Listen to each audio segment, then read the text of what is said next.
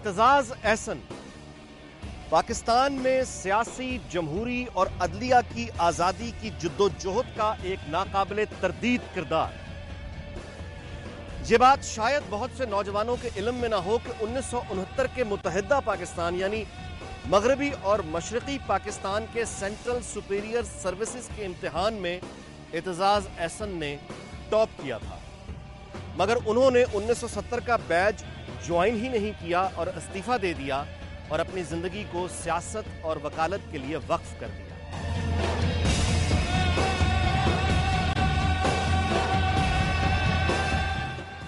انہوں نے یہ فیصلہ کیوں کیا اور اس سے قبل برطانیہ میں قانون کی تعلیم حاصل کرتے ہوئے انہوں نے کون سی نوکریاں کی اور اس کی وجہ کیا تھی، اور حال ہی میں چلنے والی وکلا تحریک کے دوران وہ کون شخص تھا جو اعتزاز احسن کے پاس وہ ترازو لایا جس کے ایک پلڑے پر وزارت عظمیٰ کی پیشکش جبکہ دوسرے پلڑے میں موت کی دھمکی تھی۔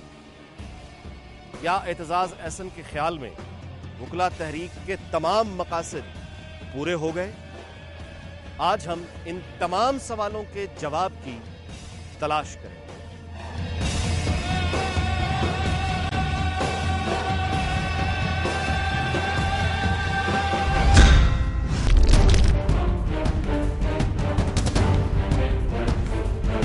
ایسا فرمائیے گا کہ آپ نے سی ایس ایس آپ نے کمپٹیشن کے ایگزام میں ٹاپ کیا ایسٹ پاکستان ویسٹ پاکستان میں، چھوٹی بات نہیں ہے، پھر آپ نے اس کو آپ کیریئر میں نہیں گئے، آپ نے چھوڑ دیا، آپ پالیٹکس کی طرف آ گئے، اس کی وجہ کیا ہے؟ یعنی آپ کے مزاج میں کہ وہ نوکر شاہی کا وہ آپ کسی کا آرڈر نہیں لے سکتے، کیا کیوں؟ مزاج بھی تھا، دوسری بات یہ تھی کہ میں نے ہر فوجی ڈکٹیٹر کی پوری طرح مخالفت کی، کسی سے ایک دن کے لیے بھی مفاہمت نہیں کی، ایک بیان بھی نہیں دیا کسی کا۔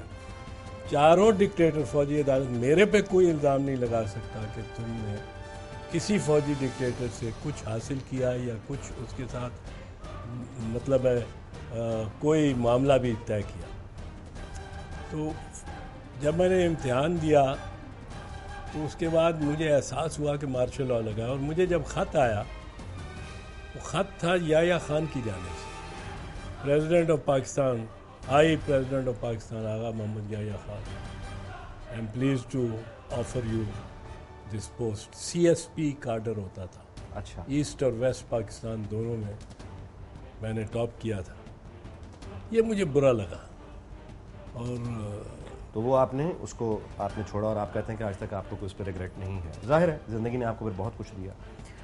آگے چلتے ہیں، پھر آپ بار کرنے کے لیے جب گئے انگلینڈ کی ذرا تھوڑی باتیں بتائیے کہ وہاں پہ جب آپ پڑھتے تھے، آپ نے بار کیا، لا کیا تھا، تو پڑھنے کے ساتھ ساتھ کبھی کبھی آپ نے کوئی کام خود بھی کیا یا پاکستان سے ساری سپورٹ آتی تھی؟ ایک دفعہ میں نے کام کیا ایسٹر کی چھٹیوں میں ایک جیم فیکٹری میں، وہاں چیری ہیسٹن شہر ہے قریب کیمبرج کے، وہاں جیم فیکٹری تھی، مشہور جیمز بناتی تھی۔ تو میرا کام پہلے دن یہ تھا کہ جیم کی وہ ایک نالی، ایک نہر سی، چھوٹی سی نہر بہہ رہی ہے، اس کو وہ سلو ہوتی تھی کیونکہ وہ جمی ہوئی چیز ہے تقریباً، اس میں بیلچا سا لگا کے اس کو آگے کرتے جانا، کنویئر بیلٹ پہ بھی، وہ کنویئر بیلٹ تھی پر اس کو پھر بھی بیلچا لگا کے جیم کو، انڈسٹریل کوانٹیٹیز میں جیم تھی، اس کو آگے کرنا۔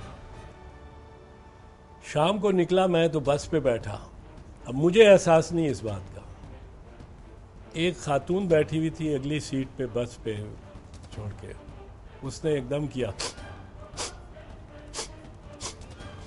یوں کر کے مجھے پیچھے دیکھا میری طرف، شکل بنائی اور اٹھ کے ادھر جا بیٹھی۔ میں نے کہا شاید یہ ریسسٹ ہے، اس وقت ریشزم میں ہوتا تھا دورہ، نسل پرست ہے۔ وہ جا کے بیٹھی تو ایک انڈین تھا یا پاکستانی تھا، میرے جیسا ہی تھا رنگ کا، اس کے ساتھ جا کے بیٹھ گئی۔ ادھر میں نے دیکھا تو ایک اور بچی بیٹھی ہوئی تھی، اس نے بھی ناک میں اس طرح کیا جس میں، وہ بھی دور ہو گئی ذرا۔ بعد میں مجھے محسوس ہوا کہ مجھ میں سے جیم کی بو اتنی آ رہی تھی کہ دوسرے دن سے میں پھر کپڑے لے کے جاتا تھا چینج، کہ وہیں فیکٹری میں نہا کے اور فیکٹری میں پھر چینج کر کے اور پھر جا کے بس پہ بیٹھتا تھا. تو محنت کی, اس سے پیسے اور بن جاتے تھے. اس سے ہم نے ذرا اچھی شاپنگ کر لی, کچھ بلیزر اچھی کوالٹی کے ایک آدھ سوٹ. 9 مارچ کا جو اقدام تھا, عظیم الشان تحریک شروع ہوتی ہے, آپ اس کی قیادت کرتے نظر آتے ہیں, نظمیں پڑھتے ہیں, آپ زمینی حقائق سے باخبر تھے ہیں, اور ساتھ ہی ساتھ پاور کوریڈورز کی جو پاور پالیٹکس ہوتی ہے وہ بھی آپ اسے بے خبر نہیں تھے. آپ اس ملک کی انتظامی مزاج سے بھی باخبر تھے. آپ اس ملک کی جو روایتی سوچ ہے, پاور سینٹرز ہیں, وہ سب آپ کے علم میں تھا. تو یہ سب کچھ علم رکھنے کے بعد جب آپ اس تحریک میں اترے, آپ نے طے کیا, تو جو نظمیں آپ جو پڑھتے تھے, جو گفتگو آپ کرتے تھے, کیا آپ کو واقعی یقین تھا ان تمام باتوں پر جو آپ کرتے تھے؟ دیکھیں انیک, جو تو باتیں میں کرتا رہا ہوں, ان پہ تو مجھے یقین ہے, اور الحمدللہ یقین کامل ہے. پر اگر آپ یہ کہیں کہ میں کبھی ہر وقت یہ سمجھتا تھا کہ یہ ہم پا لیں گے منزل, تو یہ بات یہ نہیں, ایسا نہیں تھا. بہت دفعہ مایوس ہو جاتا تھا. ہماری جانب سے ایک پاگل پن تھا. کئی مواقع ایسے آئے جب لگتا تھا کہ جان کی بازی ہے. ایک مرتبہ پولیس نے مجھے پتھر مارا, پیٹ میں لگا, بڑا سخت, چہرے پہ لگ جاتا, اینٹ تھی.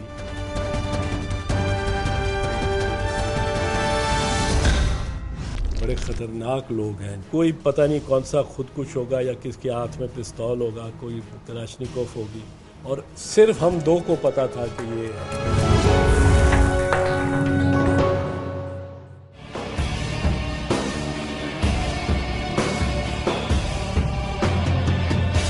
حال ہی میں چلنے والی وکلا تحریک کے دوران وہ کون شخص تھا جو اعتزاز احسن کے پاس وہ ترازو لایا جس کے ایک پلڑے پر وزارت عظمیٰ کی پیشکش جبکہ دوسرے پلڑے میں موت کی دھمکی تھی؟ جب ہم لاہور چل رہے تھے 5 مئی کو, تو مجھے پیغام دیا مشرف کے قریب ترین اشخاص میں سے, طارق عزیز جی. انہوں نے وہ اس سے پہلے مجھے کہا کہ ملاقات کی میرے پاس آئے رات کو, اور انہوں نے کوشش کی کہ میں یہ موومنٹ چھوڑ دوں. انہوں نے کہا کیا پڑا ہے, کوئی ری انسٹیٹمنٹ نہیں ہونے والی, بالکل آرمی چیف ہے. میں نے کہا ہوگی. انہوں نے بہت کچھ مجھے آفر کیا. میں ایم این اے تھا, انہوں نے ہائیسٹ پوزیشن آفر کی, مثلا پرائم منسٹر.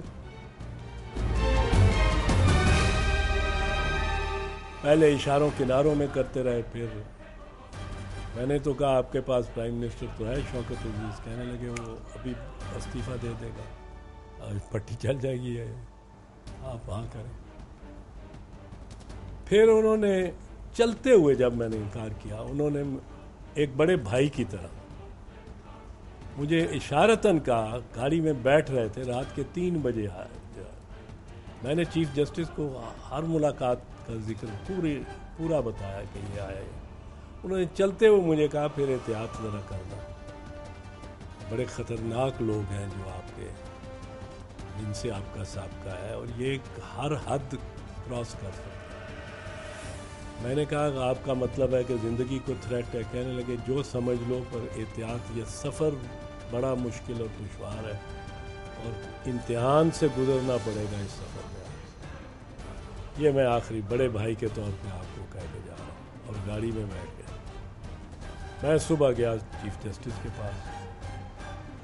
میں نے ان کو کہا, معزول تھے, میں نے ان کو بتائی بات. تو مجھے کہنے لگے کہ آپ کا کیا ارادہ ہے, یہ تو ڈیتھ تھریٹ ہوئی. میں نے کہا جی بالکل ڈیتھ. اور پرویز الہی نے اس کو کنفرم کیا ہے کہ ان کو حکم تھا کہ لالا موسا اور پبی کے قریب ہمیں ایلیمینیٹ کر دینے کا. رجسٹ کیا انہوں نے. تو وہ اس قسم اس کی بات کر رہے تھے. تو مجھے انہوں نے کہا, چیف جسٹس نے چوہی صاحب نے کہ آپ کی کیا رائے ہے، کیا کرنا ہے؟ میں نے کہا جی میری رائے تو یہ ہے، میرا تو یہ ارادہ ہے کہ آپ میری ساتھ والی سیٹ پہ بیٹھے ہوں یا نہ بیٹھے ہوں، میں تو صبح یا پرسوں 7 بجے صبح آپ کے گھر کے دروازے کے باہر گاڑی لا کے اور یہاں سے نکل کے لاہور کی طرف چل پڑوں، 7 بجے کا ٹائم ہے۔ مجھے کہنے لگے تو ہنس کے کہ تمہارا خیال ہے میں پیچھے رہ جاؤں گا؟ میں نے کہا نہیں، میرا بالکل خیال نہیں ہے، پر میں نے اپنا ارادہ آپ کو بتایا۔ کہنے لگے کہ مجھے تو توقع ہے کہ آپ ساتھ چلیں گے، پر میں تو جاؤں گا، ہر صورت جاؤں گا۔ ہم دونوں اب دونوں ہم سارا رستہ تھکسٹ کراؤڈز میں سے، ڈینسسٹ کراؤڈز میں سے، میں قسم خدا کی نہیں کھاتا کہ کوئی قسم نہیں کھاتا، پر آپ سمجھ لیں کہ ہماری آنکھیں یوں چلتی تھیں کہ کوئی پتہ نہیں کون سا خودکش ہوگا یا کس کے ہاتھ میں پستول ہوگا، کوئی کلاشنیکوف ہوگی۔ کراؤڈ ایک دم کھلتا تھا، گاڑی چلتی تھی، دھکا دے کے گاڑی کا ایک دم کھلتا تھا، پھر ہم دیکھتے تھے، پھر ہم ادھر ادھر، اور صرف ہم دو کو پتہ تھا کہ یہ ہے، ورنہ ہم نے کسی کو بتایا نہیں کہ لوگوں کا مورال ڈاؤن نہ ہو جائے۔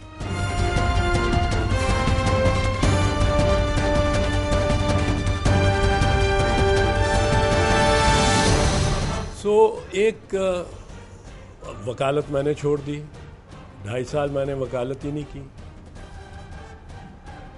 اس کے بعد آج تک چیف جسٹس کے آگے میں نے سینکڑوں کیسز نہیں کیے۔ یہ کہتے ہیں کچھ اینکرز کے اعتزاز احسن نے عصر کے وقت روزہ توڑ دیا، یا میں پیش ہوا ہوں بھٹو صاحب کے کیس میں، ریفرنس جو ہے بابر اعوان صاحب نے کی تھی ایز امائکس، یا میں پیش ہوا ہوں یوسف رضا کے کیس میں، کیونکہ بینچ اور کوئی اویلیبل تھا ہی نہیں۔ 7 ججوں سے اپیل 8 ججوں کو جانی تھی، اور کوئی طریقہ نہیں تھا۔ میں نے ان کو کہا کہ جی میرا پیش ہونا آپ کے سامنے جاتے ہی اچھا نہیں ہے۔ انہوں نے کہا اس کیس میں تو پیش ہونا پڑے گا، کیونکہ اور بینچ بن نہیں سکتا۔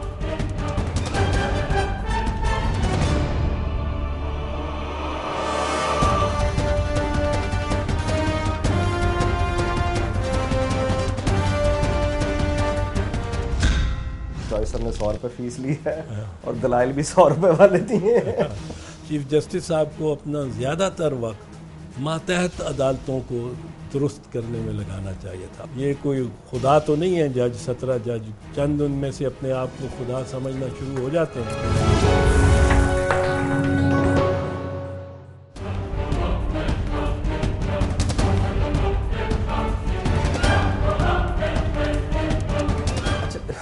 آپ کو پتا ہے کہ ہمارا پولیٹیکل سٹائر بڑا کرول ہے، بڑا ظالم ہے، تو گیلانی والے کیس کے بارے میں جو گلی کوچوں میں یہاں مذاق ہوتا تھا وہ یہ ہوتا تھا کہ چوہی صاحب نے 100 روپے فیس لی ہے اور دلائل بھی 100 روپے والے دیے ہیں۔ ہاں، وہ بابر اعوان صاحب نے کچھ اس قسم کا مذاق اڑایا، وہ کافی پاپولر ہوا، پر میں نے چیف جسٹس کے کیس میں بھی 100 روپے لیے، اور میرا خیال ہے کروڑوں کی وکالت کی، ان کو ری انسٹیٹ کرایا پرویز مشرف کے خلاف، آرمی چیف کے خلاف۔ میں نے بی بی کے کیس، بی بی کو میں نے 7 الزامات میں ریفرنس سے بری کرایا، اور بلکہ 100 روپیہ بھی نہیں لیا۔ اب میں آپ کے بارے میں اب افسوس کرتا ہوں کہ ایک 100 روپے کا چیک لینا، بس چیک لے کے رکھنا ہے۔ جسٹس وجی الدین کے سے میں نے 100 روپے کا لیا چیک، اور بحث میرا خیال ہے 20-40 لاکھ کی تو بحث کے حوالے سے کی، مختار مائی سے ہو گئی، زرداری صاحب خود ہو گئے۔ تحریک کی جانب واپس آتے ہیں کہ تحریک ہوئی، اور اس کے بعد پھر 20 جولائی 2007 کو جو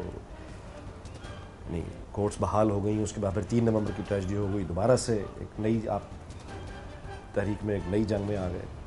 اچھا، اس کے بعد پھر ہمیں دیکھتے ہیں کہ وہ ایک آپ کا تھوڑا ڈسٹنس ہونے لگتا ہے، تحریک کرد صاحب کے کچھ شکوے آتے ہیں، آپ کا تھوڑا ڈسٹنس ہو جاتا ہے، خاموش آپ۔ اس کے بعد انٹرنیشنل میڈیا جو بہت انٹرنیشنل جتنی جوڈیشری، یعنی آپ کو تحریک کو سپورٹ کرنے والے لوگ بھی آہستہ آہستہ تھوڑا پیچھے ہونے لگ جاتے ہیں، اور پھر گیلانی صاحب کا جو ڈیسیجن لیا جاتا ہے نااہل قرار دینے کے بعد، اس کے بعد پھر ہمیں انڈیا کے جو سابق سپریم کورٹ کے جج ہیں وہاں سے بھی آواز آتی ہے، کینیڈین ججز جو سپریم کورٹ کے آواز، یہ ذرا ٹو مچ ہو گیا، یہ ذرا معاملہ آربٹ سے نکل گیا ہے۔ تو فرمائیے کہ ججز کا کوڈ آف کنڈکٹ کیسا ہونا چاہیے؟ دیکھیں ججز کا کوڈ آف کانڈکٹ تو ہے اور بڑا واضح ہے. اس میں ایسی چیزیں ہیں کہ کوئی جج جس معاملے میں فریق اس کا قریبی ہو اس کو نہیں سن سکتا اس کیس کو. جیسے جسٹس لوئس ہاربر کا یہ کہنا کہ جو جوڈیشری ہے جسٹسز جو ہیں they got intoxicated with their own independence. اب یہ باتیں ہو رہی ہیں. ہاں کچھ اب جواد خواجہ صاحب کہتے ہیں کہ we are popular people's courts. People's court تو ایک انقلاب کے بعد آتا ہے اور انقلاب جو کہ پچھلی چیز ساری کو ختم کر کے کمپلیٹ ٹوٹل، یہ انقلاب اس لحاظ سے نہیں تھا. یہ جدوجہد جو ہم نے کی ان ججز کی بہاف پہ کی، ان کی ری انسٹیٹمنٹ کے لیے کی. یہ تو سوائے چیف جسٹس کے جو ہمارے ساتھ سڑکوں پہ نکلتے تھے، اور جب انہوں نے مجھے انگیج کیا وکیل، میں نے کہا اور بھی بہت وکیل ہیں. کہنے لگے 4 دن قید رہا ہوں، 9 مارچ 10 مارچ 11 مارچ 12 مارچ آج 13 مارچ نکلا ہوں. 4 دن یہ سوچتا رہا ہوں کہ کس کو وکیل کرنا ہے اور آپ کا نام ہی آتا رہا ہے. میں نے کہا ذہن نصیب. میں نے ان کو کہا کہ ایک بات ہے، ایک شرط ہے کہ اگر میں وکیل ہوں تو آپ نے میڈیا سے کوئی بات نہیں کرنی ڈائریکٹ. مجھے کہنے لگے باہر میں 2-3 چینلز کے ساتھ ابھی بات کرنے کا وعدہ کر کے آیا ہوں. 13 مارچ کو جس دن ان کے بال نوچے گئے تھے وہ ساری وہ اس دن کی بات احوال بتا رہا ہوں. میں نے کہا جی نہیں، اب آپ you are the chief justice of Pakistan, کوئی کنٹروورشل کوئی بات، کوئی ججمنٹ میں بھی بات آپ نے نہیں کرنی. کیا اعتزاز احسن کے خیال میں وکلا تحریک کے تمام مقاصد پورے ہو گئے؟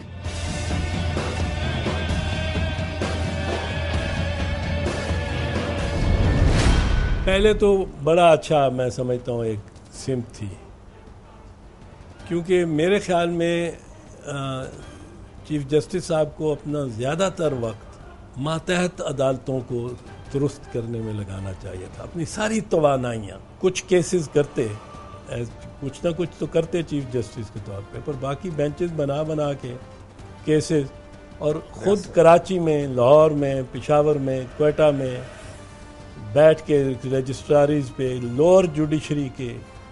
اور ایک نیو جوڈیشل پالیسی آئی جو کہ بڑی اچھی پالیسی ہے، جو کہ 2009 میں ہی آئی، جس سال بحال ہوئے ہیں. تو وہ ایک اچھی پالیسی تھی، اس سے توقع تھی کہ اس پہ کچھ سختی سے عمل کرایا جائے گا، پر وہ بھی نہیں ہوا. اور عدلیہ لگ گئی چند کیسز کو لے کے پکڑ کے، اور ان کے پیچھے کبھی 14 ممبر جج بینچ بن رہا ہے این آر او پہ، کبھی 17 ممبر بینچ این آر او پہ 17 ممبر بینچ بیٹھ گیا. 17 کے 17 ممبر 2 مہینے بس ایک کیس پہ لگے ہوئے ہیں جج. وہ نیچرلی اس میں تھوڑا سا پھر انا نے شامل ہو جانا تھا. انسان ہے، یہ کوئی خدا تو نہیں ہے. جج 17 جج چند ان میں سے اپنے آپ کو خدا سمجھنا شروع ہو جاتے ہیں، اور یہ بدقسمتی ہے ان کی بھی اور ہماری بھی. لیکن یہ خدا تو نہیں ہے، انسان ہے، آپ کی طرح میری طرح غلطی کر سکتے ہیں، اور ان کو اپنے فیصلے پہ نظر ثانی بھی کرنی چاہیے.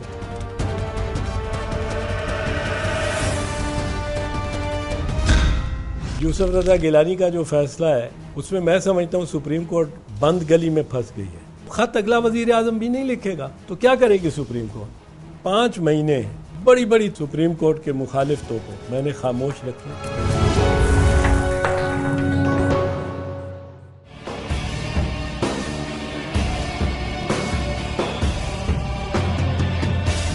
اعتزاز احسن کے خیال میں سوئس اتھارٹیز کو خط لکھنے کے معاملے میں سپریم کورٹ کو مڈل گراؤنڈ کا انتخاب کرنا چاہیے تھا.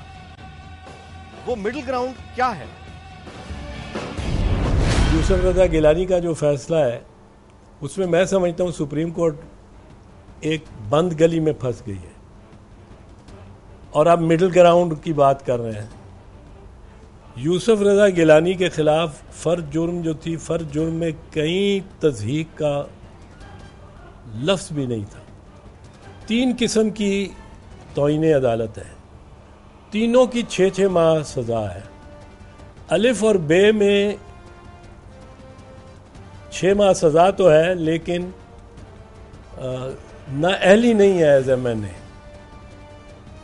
تیسری ہے تضحیک، توہین کے ساتھ تضحیک یا تضحیک کی بنیاد پر توہین عدالت، وہ ڈسکوالیفائی کرتی ہے صرف.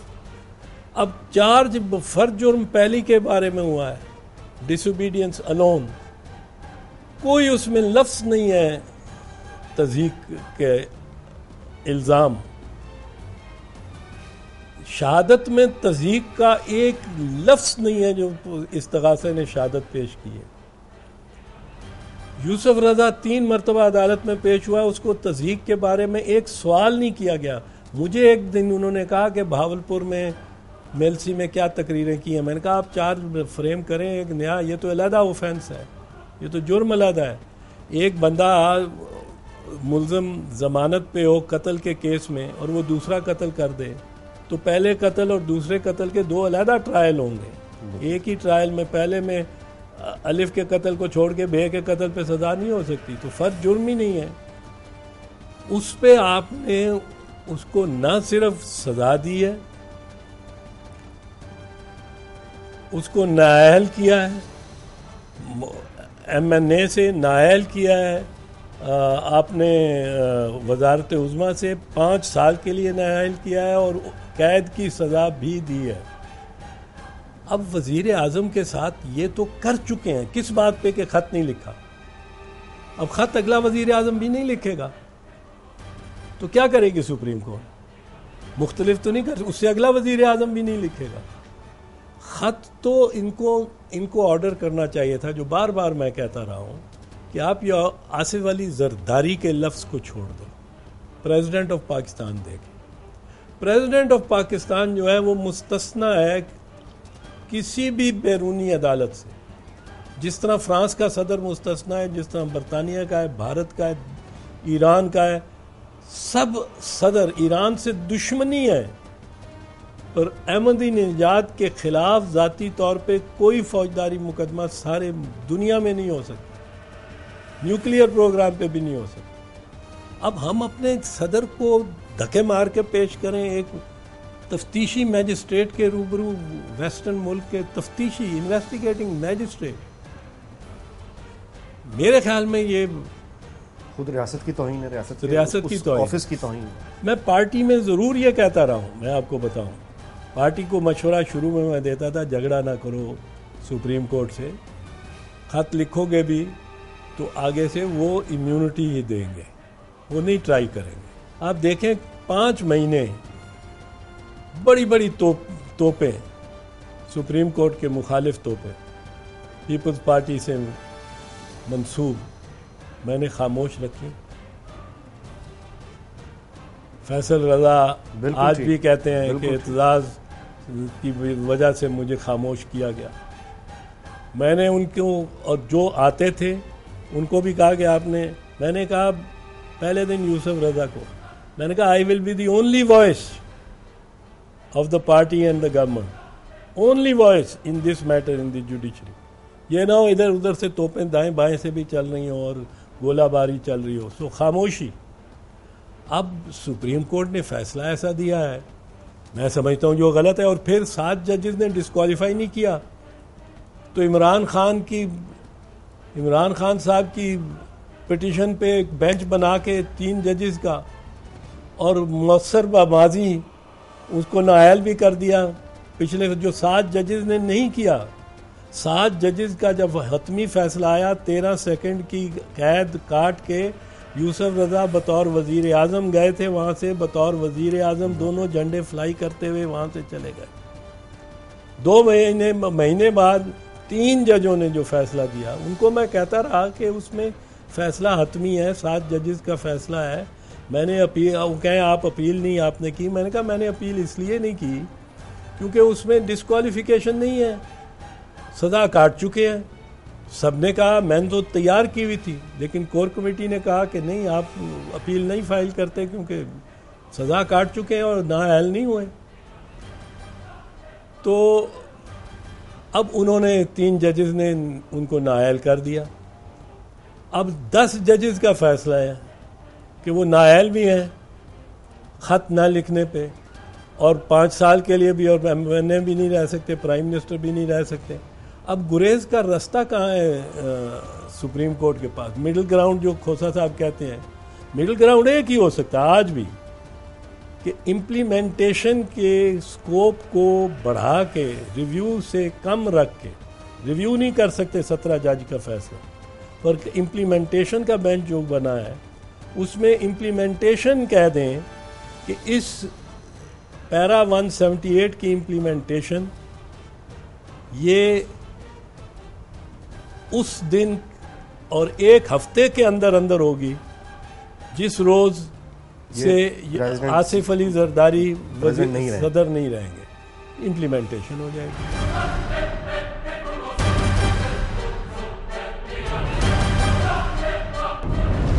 کہتے ہیں سیاست میں کچھ بھی حرف آخر نہیں ہوتا, تو کیا عدالتی فیصلے حرف آخر ہوتے ہیں؟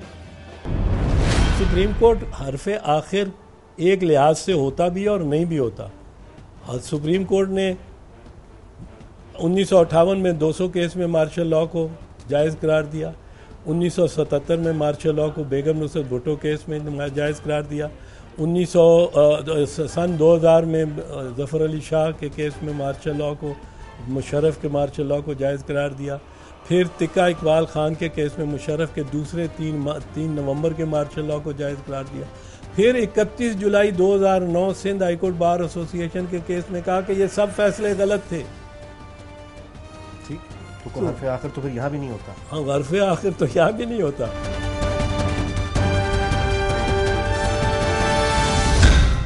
آصف زرداری سے نفرت ہے لوگوں کو. شہباز شریف کو سپریم کورٹ کہے کہ نواز شریف کے خلاف خط لکھو, لکھے گا؟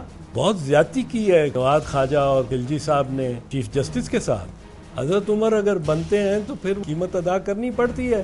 ارسلان کے حق میں کوئی فیصلہ دیا تو لوگ نہیں مانیں گے.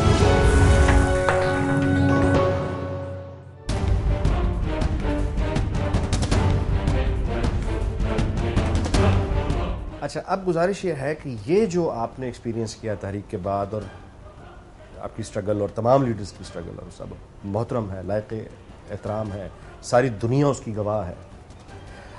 ڈس اپوائنٹمنٹ ہونا شروع ہوئی, لوگ جیسے میں نے گزارش کی تھوڑا پیچھے ہوئے کیونکہ پوزیشنز ایکسٹریم لے لی گئیں, اصل کام شاید اس طرح سے نہیں کیا گیا. گزارش یہ ہے کہ کیا پھر ہم آج نہایت درد مندی سے اور افسوس سے اس بات کو تسلیم کر لیں کہ مشرف کا جو ایک یعنی ہائپر ہونا تھا, یا اس کا یہ تھا کہ کام نہیں ہو سکتا اس طرح سے, ایگزیکٹو کام نہیں کر سکتی اس طرح کی ہائپر ایکٹیو جوڈیشری کے ساتھ, یہ جو اس کا اس نتیجے پہ پہنچنا تھا, بعد میں تو اس نے جو بھی کیا غلط تھا, لیکن اس کا اس نتیجے پہ پہنچنا کیا وہ درست تھا؟ نہیں, وہ ابھی ہائپر اتنی نہیں تھی, اور وہ ایک فوجی حکومت کے ہوتے ہوئے اگر ہائپر ہو, ذرا زیادہ ہائپر ہو, تو میں اس کو جواز سمجھتا ہوں.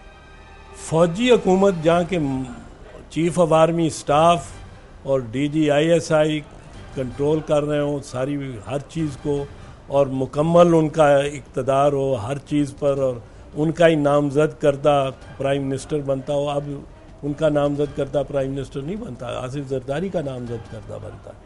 ڈیموکریٹک گورنمنٹ میں ڈیموکریٹک سپیس دینی بڑی ضروری ہے, ورنہ جمہوریت کا پودا تو سکڑ جائے گا, اس کو تو سپیس ہی نہیں ملتی. غلطیاں کریں گے, ہم غلطیاں کریں گے, نفرتیں بھی کریں گے. آصف زرداری سے بھی نفرت ہے لوگوں کو, بہت لوگوں کو ہے, اور نفرت کرتے ہیں لوگ. بٹ ہمیں یہ تسلیم کرنا پڑے گا کہ آصف زرداری پاکستان کے آئینی منتخب صدر ہیں.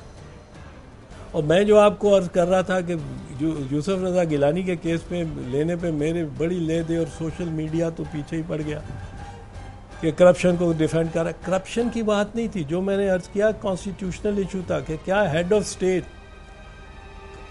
اسٹیٹ کرپٹ بھی ہوئے ہیں, بروٹل بھی ہوئے ہیں, جینوسائیڈ کرنے والے بھی ہوئے ہیں, ہر قسم کے برے ساری دنیا کی تاریخ میں. انڈونیشیا میں سہارتوں سے کہا اس کے پر کسی ملک نے اپنے ہیڈ آف اسٹیٹ کو, ہمیں اتنا ہونا چاہیے کہ ہم اپنے ہیڈ آف اسٹیٹ کو اگر یا جب تک ان کی امیونٹیز ختم ہو جائیں تو اپنے کورٹس میں اپنے لوگوں کے سامنے ٹرائی کر سکیں اپنی عدالتوں میں، بجائے یہ کہ دنیا کی دوسری عدالتوں میں رسوا اپنے ہم مذاق بن جائے گا پاکستان کا.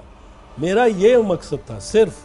اب بتائیے کہ اب راستہ آپ کو کہاں جاتا ہوا؟ یعنی آپ بند گلی کی ہم بات کر چکے، مڈل گراؤنڈ کی بات کر چکے، 18 آپ کہہ رہے ہیں کہ یہ وزیر اعظم بھی قیاس یہی ہے کہ خط نہیں لکھے گا، تو یہ اب کہیں آپ کو سیٹل ہوتے ہوئے چیز نظر آ رہی ہے؟ یہ کانفلکٹ کا منطقی انجام پھر کیا ہوگا؟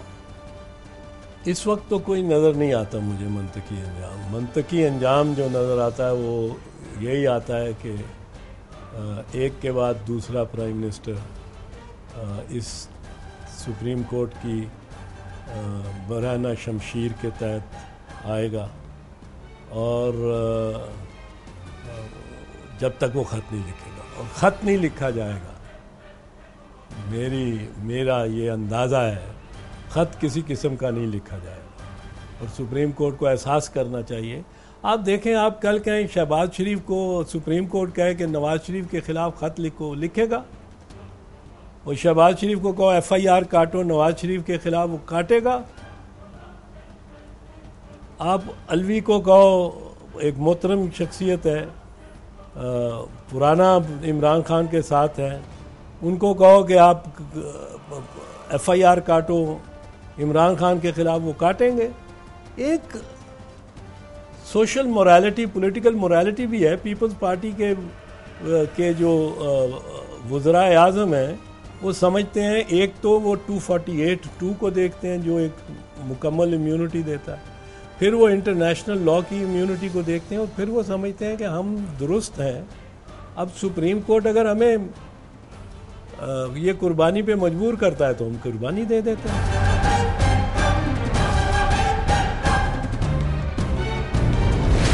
کیا سپریم کورٹ کے کچھ ججز اپنے کنڈکٹ سے خود چیف جسٹس کو نقصان پہنچا رہے ہیں؟ ارسلان افتخار صاحب کا جو ایک معاملہ ہے، یہ کہاں جائے گی بات؟ یہ ایک بڑی دردناک صورتحال ہے. خاص کر یہ جو نظر ثانی کی ہے، پہلے کہہ کے کہ نیب کا کیس بھی بنتا ہے، section 9 of the NAB ordinance is applicable, وہ تو جورسڈکشن ہی نیب کی ہے. پہلے کہہ کے کہ جورسڈکشن نیب کی بنتی ہے، اور وہ ایکسکلوسیو جورسڈکشن ہے under section 18 of the NAB ordinance. پھر جب نیب کی جے آئی ٹی بن جاتی ہے تو ارسلان کی درخواست پہ وہ یہ بہت زیادتی کی ہے خواجہ جواد خواجہ اور خلجی صاحب نے چیف جسٹس کے ساتھ. اگر چیف جسٹس، کیونکہ میں سمجھتا ہوں کہ انہوں نے اپنے طور پہ کیا ہوگا، بہت زیادتی کی ہے، چیف جسٹس کو زیادہ کنٹروورشل بنا دیا. ایسی کرنا ہی نہیں چاہیے تھا. چیف ارسلان افتخار کے لیے کوئی نیا قانون تو نہیں ہے جو مونس الائی کے وقت میں نہیں تھا یا موسیٰ گیلانی کے وقت میں نہیں تھا اور اب یہ نیا قانون ہے. ارسلان افتخار کو انصاف ملنا چاہیے، شفاف انصاف، جو لوگوں کو بھی نظر آئے کہ انصاف ہے اور باپ کے چھتری کے تحت اس کو نہیں چھپایا ہوا. یہی ارسلان کے لیے بہتر ہے، یہی چیف جسٹس صاحب کے لیے بہتر ہے، اور یہی پاکستان کی عدلیہ اور پاکستان کے لیے بہتر ہے. اس میں اگر وہ قصوروار نکلتا ہے تو پھر اب قصوروار کو تو پھر حضرت عمر اگر بنتے ہیں تو پھر وہ اس کے لیے تو قیمت ادا کرنی پڑتی ہے.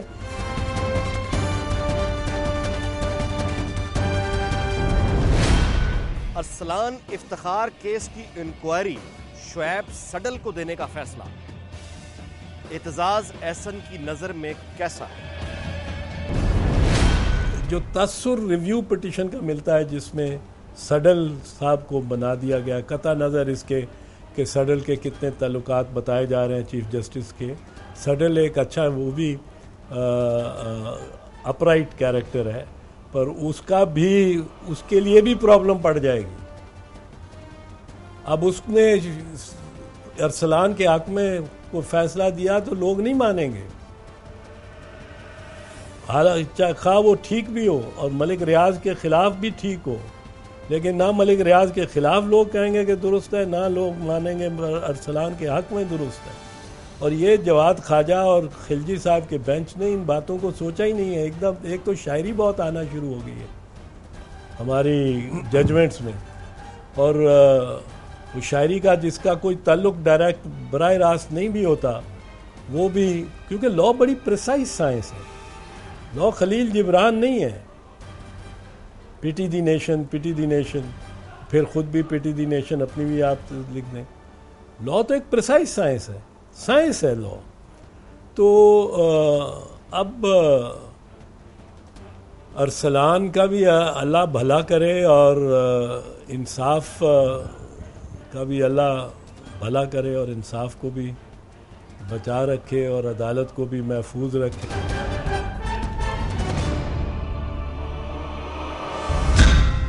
ابھی بہت سوالوں کے جواب باقی ہیں, ابھی اور بہت کچھ تلاش کرنا ہے. اعتزاز احسن کی ذوالفقار علی بھٹو سے پہلی ملاقات کیسے ہوئی؟ انہوں نے محترمہ بے نظیر بھٹو کا پہلا کیس کون سا لڑا؟ کیا صدر آصف علی زرداری اور عمران خان کا سیاسی اتحاد ممکن ہے؟ ان تمام سوالوں کے جواب اعتزاز احسن دیں گے تلاش کے آئندہ episode. Get out, get on to that desk. Come here, love. Come and sit here. اور وہ لڑکیاں جو وہاں لانگ جمپ کر رہی تھیں وہ نیم برانہ تھیں. ہم یہاں ہر بات پہ گلے سے پکڑنے کو تیار ہیں. ایک دفعہ ڈپریشن ہو جاتی تھی, سارے شروع ہو جاتے تھے چودھری تو پاگل ہو گیا. یہ ایک آپ کو ایک تکلیف دہ بات بتانے لگا ہوں پہلی, کہ میں چیف جسٹس کو کہتا ہوں کل ہم. بہت جج بہت نازک مزاج ہو گئے, گورنے پہ تو جیل بھیج رہے ہیں لوگوں کو. میں نے نہ بات ماننی, بی بی نے بھی نہ ماننی. آصف زرداری کہا کرتے تھے یار بڑا پھنس گیا ہوں, ایک طرف تو جاٹ ہے ایک طرف وہ بھٹو ہے, اب اس میں کیا کروں. اس تاثر کے بارے میں آپ کیا کہیں گے کہ آپ تھوڑا سا اپنی مسز سے ڈرتے ہیں؟ یہ اعتزاز پہ احسان کر دیا تو نے, مگر نہ قید سے یہ شخص آشنا تو نہ تھا, اور یہ بشرا پہ ہی تھا.